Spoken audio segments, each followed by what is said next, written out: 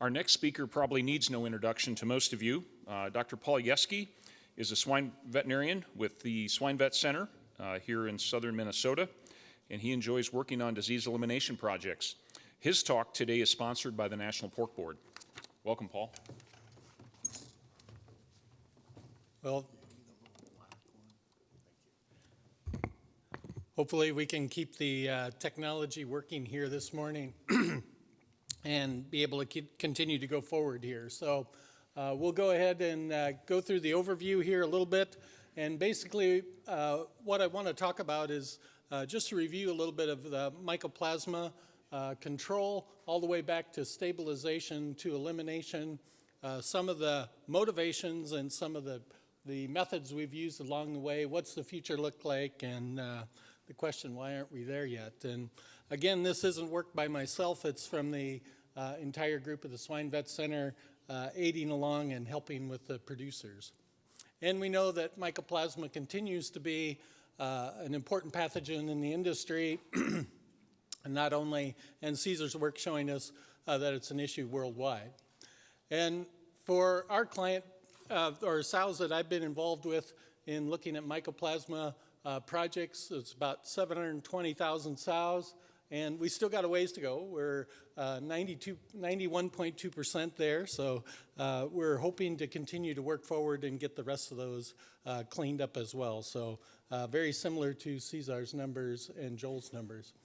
I just wanted to put this slide in. We are at the Leman conference, and Carlos had certainly a big impact on me and the conference as well. And we're almost, Maria, almost 25 years ago, I went to Carlos's office, and I had a protocol on how we were going to try and eliminate mycoplasma from a herd. And I went through the entire protocol and asked Carlos what he thought, and Carlos said, well, you know, it's not going to work. And I said, well, great. And Carlos said, but you absolutely have to try. We've got to learn how to do it, and we got to start. And so Carlos was a tremendous supporter and certainly helped along the way in the process. And by the way, that herd we did almost 25 years ago is still negative today. So fortunately, we were able to keep that one negative. Again, one of the advantages we've had in the U.S., as we started going down this path, it was already there on multi-site production, where we have fair to wean sites moving off to either nurseries or wean to finish sites, and certainly that's given us a real opportunity to move forward here. And I think it's important to go back and look at, especially for areas or producers that are starting down the path, is why did it become such a concern? When I first started practice, I would say that mycoplasma wasn't as big a concern. And so what we saw was in those early days is many people kept their own gilts out of their own production, and they were exposed at an early age. They came through the system, had good immunity, and we had low prevalence through the herds. Or they were developed in an off-site GDU, and they were positive, and they were well infected and well immune by the time they came back to our sow farms. But as the genetic companies made the push to make PRRS negative status pigs, they also cleaned up mycoplasma along the way, which was fortunate, just like Joel said. And we've done the same. As when we've cleaned up PRRS, we've been able to add on mycoplasma. And so we started getting a lot of negative animals coming into our herds at select weight. And this is kind of like the recipe for disaster. If we're bringing in animals at breeding age that are negative and trying to get them exposed, you just can't get them stabilized in time. And I'd had the opportunity to see SBF pigs. We had some producers that did some SBF work early on in my practice, and those pigs just didn't cough. You know, when I first started practice, everybody said, Tom, right, it's a dust cough. And what I found out was SBF pigs don't have dust cough, and there is no such thing as a dust cough. And so they grew very good, and the performance was great, and we wanted more of those pigs. Then Dr. Alexander started with the medicated early weaning, another method of making clean pigs.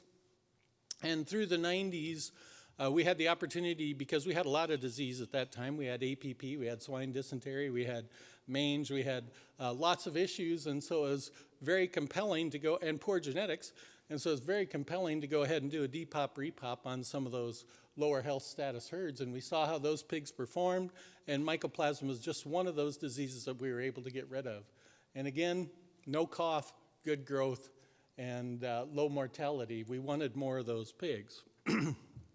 So we said, how can we move forward? And it's like anything else, there's always a progression. And so first step is to try and prevent it and keep it out. And like Joel said, I believe it does happen that we get infection, but it's pretty rare. So I think that's one that we can win on.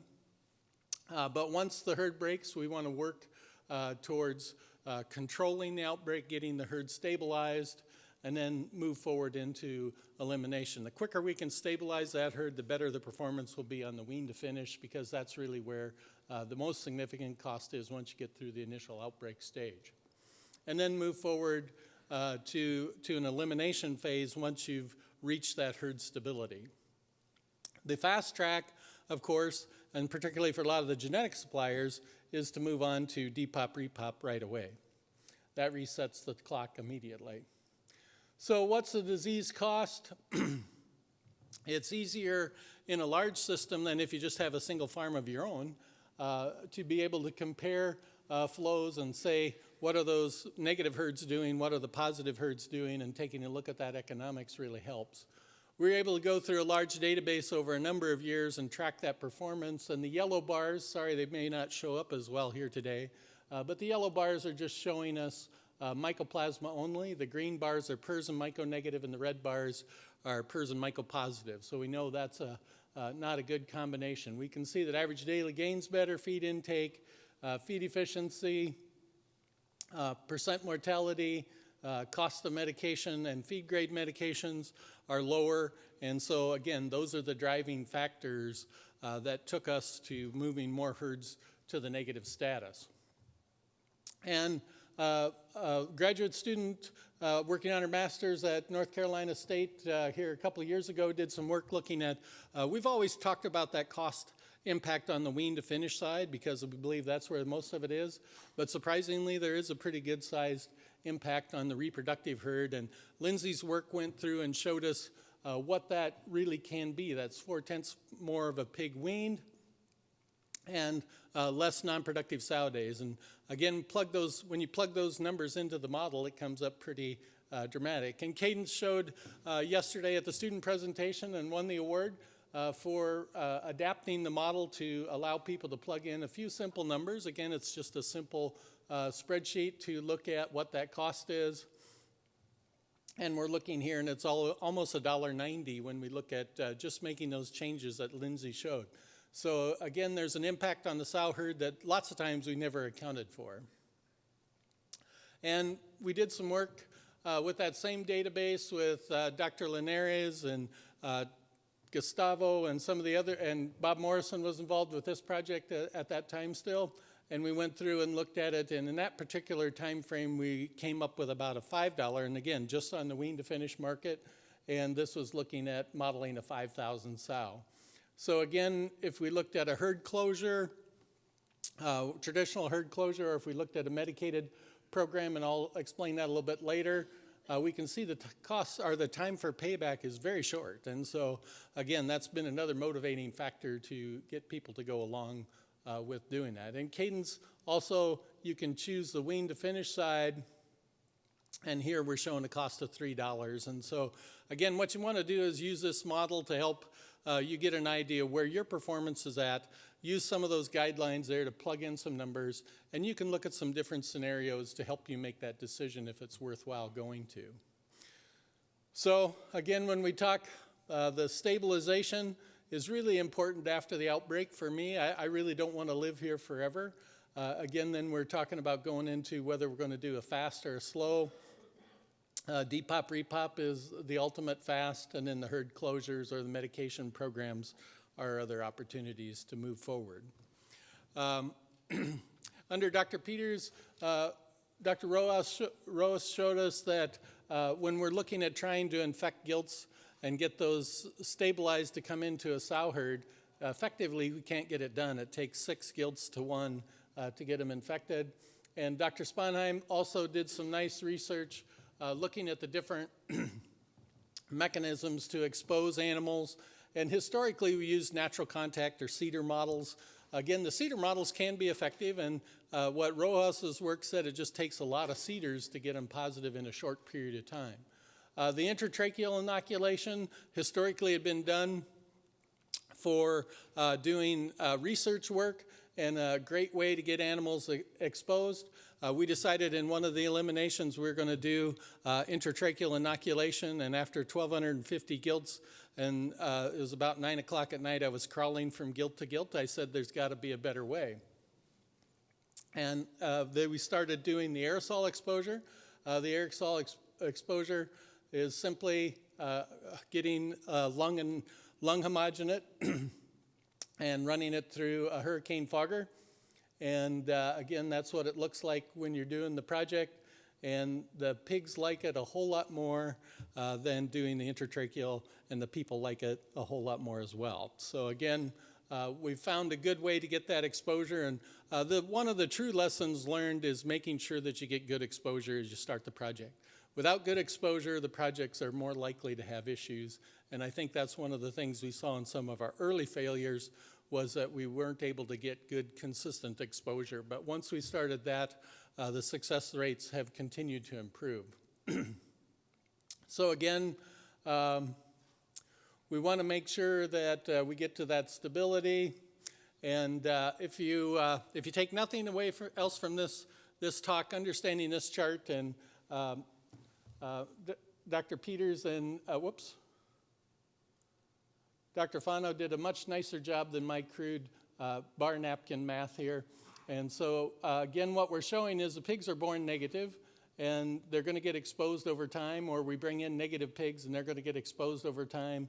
And what we want to do is we want to have a sow that's shedding that's immune and has cleared the mycoplasma and is shedding low numbers to her piglets.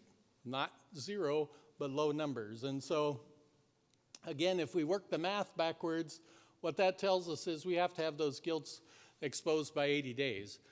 Not just being exposed, but they need to be completely exposed. The entire group needs to be exposed so that we can get to this final goal here. And so, again, changing what we thought initially and helping us to move down this path faster. So when we talk about the different methodologies of doing it, the DPOP, I wanted to put DPOP repopulation in here because it's still an important way to do it. Again, it's the very rapid reestablishment of health status, the fastest way you can get there. So if you're a multiplier and you want to get back to negative production, this is the fastest way to get there. It's the most expensive, but it's the fastest. And I would say nearly 100% effective. I used to say it's always effective, but somebody will always make you a liar. So again, it's very effective, and the site's empty and adequately cleaned is really the two big issues that you have to make sure that you execute. And we've done them with off-site breeding projects, and certainly that reduces the downtime and the cost. And again, what we use when we're doing the off-site breeding projects is 4 weeks pig to pig. Essentially, that's 6 weeks of production because you can't wean the pigs at day 0. And so that's what we use when we look at the numbers. When we get a chance to plan them ahead of time, we've actually, in this case, we actually increased the number we were breeding to make up for some of that hole that you get when you don't have pigs for those 6 weeks. And again, Cesar showed some of this already. Maria's work showing us the length of shedding. And as we started looking at doing the herd closures, this became a pivotal study that was done. And fortunately, we got lucky on the first one we did. Maria hadn't done the work yet, and we just got lucky that we went that long. And so she proved to us what the right time was. And so again, you're loading up and closing the herd and homogenizing that population.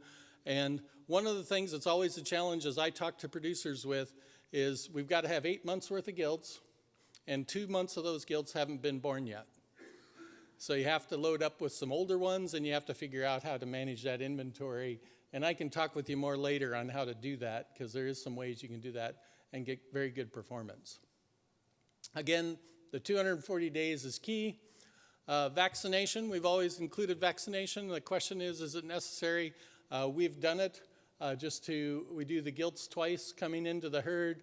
And what I've gone to more now is the quarterly until the project's completed. And again, we've had good success with that. Sometimes we will see a little bit.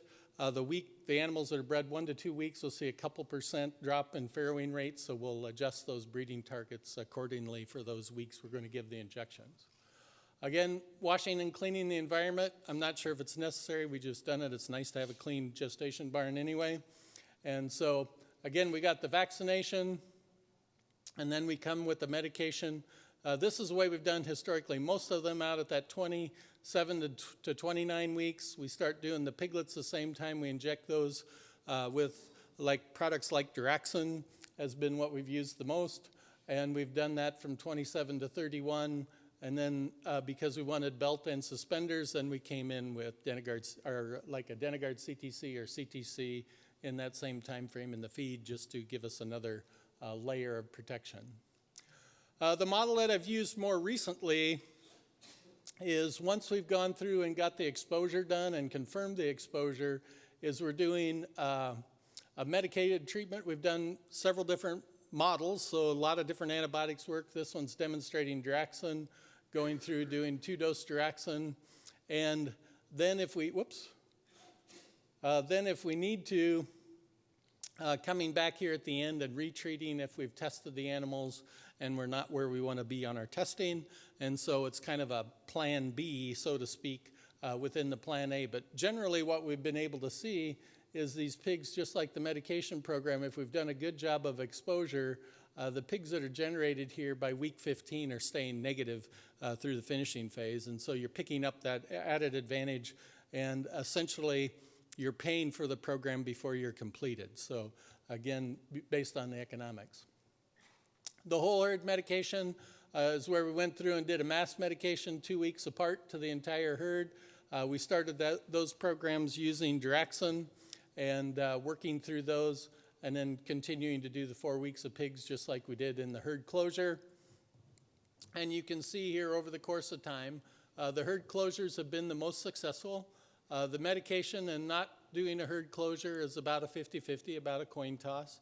But the closure, so I think there is some magic in the closure, but you can see the average of all the herds in the database, and that's herds from 2 years ago to 25 years ago, is averaging 8 years negative. And so, again, it's more of a dependent upon the amount of time from the closure. And so this is a study I did with Maria, and we looked at survival, and you can see here that the whole herd medication dropped off at about 8 months.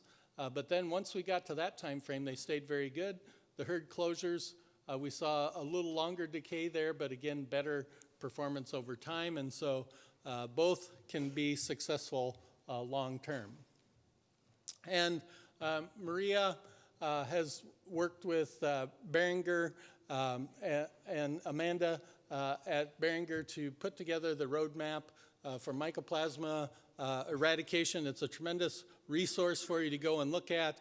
A lot of scientific data is there for you to review if you've got questions, if you've got concerns. Certainly a good resource. The other thing that I would say as we went along was the diagnostics got a lot better. And we started out, we're using ELISA and working with ELISA, interpreting ELISA titers. And again, as we move forward, we had kind of some guidelines of where we thought it was vaccination and where we thought it was real field infection, and again, a little crude method. And then we started working with PCR. PCR came along. Again, the oral fluids. I remember when I was in veterinary school, Howard Hill said, positive results are meaningful, negative results make you feel good. And so, again, that's the problem with oral fluids, is we get a lot of false negatives, and so you feel good and you probably shouldn't. Then we went to nasal swabs and ended up at the tracheobronchial swabs, kind of being the gold standard today of what we're using for diagnostics. This is one we've done in the eliminations to see if we're getting good coverage through the barns, and surprisingly a relatively simple method to get a good diagnostic, and it can be useful in an outbreak situation too. If you want a long-term diagnosis, it's collecting a sample over an extended period of time. Just a piece, it's really cheap. It's just a piece of aluminum foil. You do a Swiffer and you send it in for PCR. Again, positive results are meaningful, so be careful. Again, the next stage of diagnostics and some of Alyssa's work looking at sequencing and sequencing data. Again, as you move into these, in the beginning we didn't have it, and the question always was, did you really eliminate it, or did you get a new or different mycoplasma? And so by doing a sequence before you do the elimination, you can come back and answer that question if bad things happen and you need to compare it later. And so first thing I would do today is get a sequence so that I knew if I did have a re-exposure, what happened. The ASV put together a classification system that's out there for us so we can classify and standardize herds the same way. And we did a study because there's been a question over the years on people doing eliminations. Well, can we save money and just treat the P1s, because the P2s they're immune. They've been in a herd over 240 days. They shouldn't be shedding. And so could we get by with just treating the P1s? And so it's been a long-term debated question. And so we set up a study. We had a herd that did break back, and we were able to go back and look at that herd. And we went back and we set the clusters up where we had the negative gilts that had come into the herd that had been there since eradication, and then we tested all the animals around them to see what happened. And again, did tracheal swabs to do the testing for PCR, and what we found was that, yes, indeed, there were positive immune sows out there, and when we added the suspects in, 80% of those positive sows had a recirculation of mycoplasma. And when we looked at it, it was those animals that were closest to that new gilt that was breaking that was shedding back to those sows. So again, we can see that there is recirculation, and yes, it does pay to treat all the animals in the herd. Caesar talked a little bit about this data already, and again, like we said, I think the data speaks for itself. These are hog-dense areas, and we had 6% of the sites turn positive in very pig-dense regions.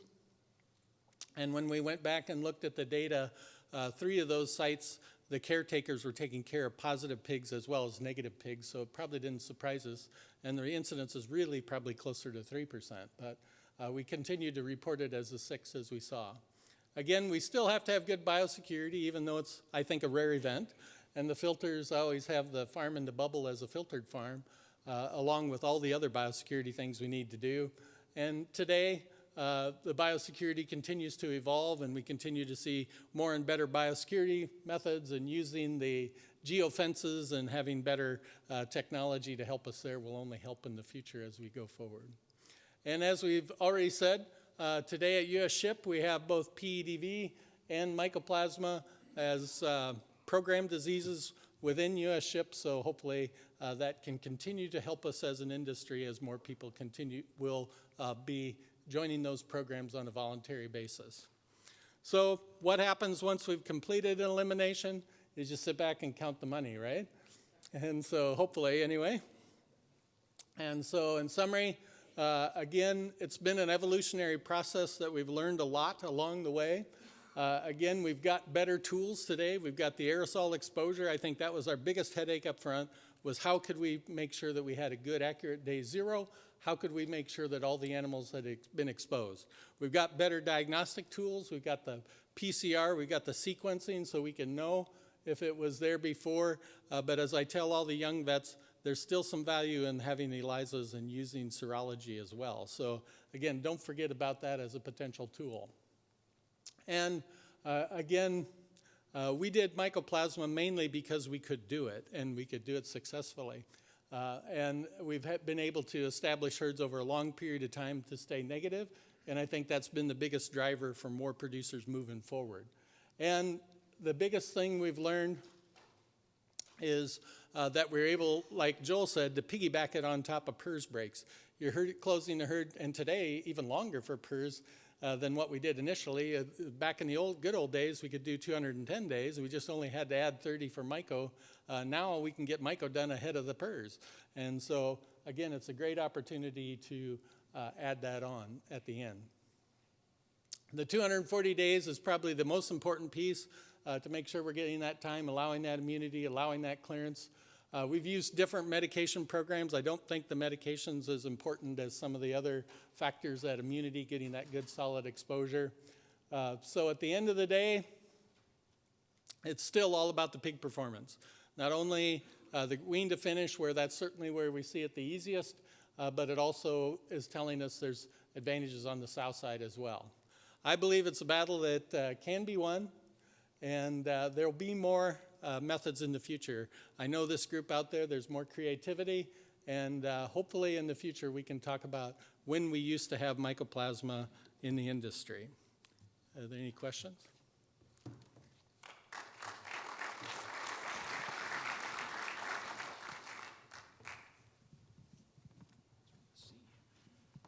Any questions for Dr. Yeske?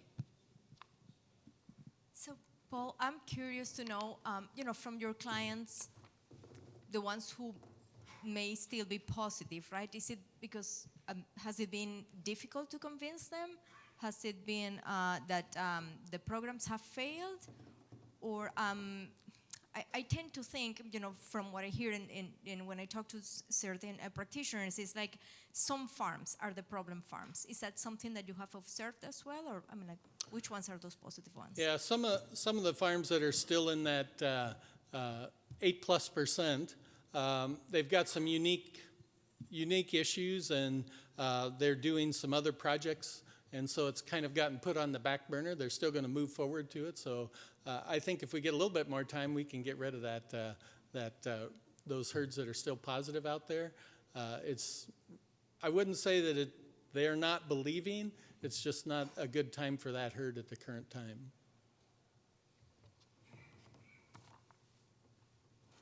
Yes.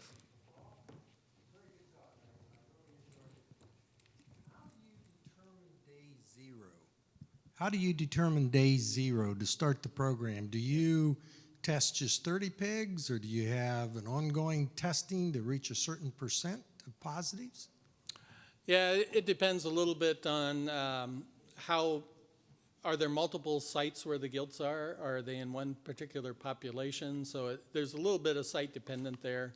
But I'm usually trying to do at least 60, and I want at least 75% of those to be positive. If not, I'm going to come back and test them again. And if we don't get that, we're going to go back and expose them again. So it's hard to get to 100%. That's what you'd like to have. Oh, yeah. But we've been able to do it generally. I would say some of the first ones we did with the fogging, we got 100%. But if you can get over 75, I'm pretty comfortable to go ahead and move on and say that was day zero. Very good. Thank you.